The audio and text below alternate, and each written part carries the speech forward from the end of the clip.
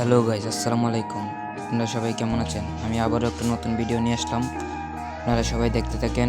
আমি কবুতরকে খাবার দিতেছি, আপনারা সবাই দেখেন।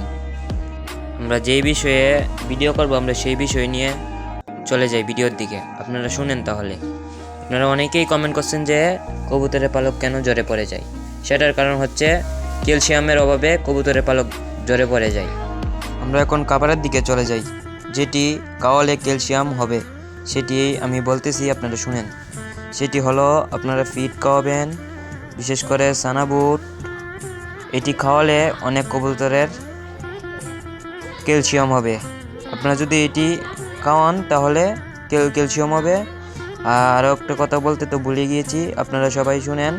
সেটি হলো মুরগির পোলট্রিটা খাওয়ালে অনেক ক্যালসিয়াম হবে। আপনারা যদি সেটা খাওয়ান তাহলে অনেক ক্যালসিয়াম হবে। আপনারা আরেকটা বিষয় খেয়াল করবেন, কবুতরকে অনেক যত্ন করবেন, টাইম টু টাইম খাবার দিবেন, ক্যালসিয়াম খাওয়াবেন, তাহলে কবুতরের অনেক ক্যালসিয়াম হবে, কবুতরের ফাঁক জ্বরে পড়বে না। আপনারা যদি সেটি লক্ষ্য করেন তাহলে কবুতরের কোনো সমস্যা হবে না। আপনারা এই ট্রিক্সগুলো লক্ষ্য করবেন।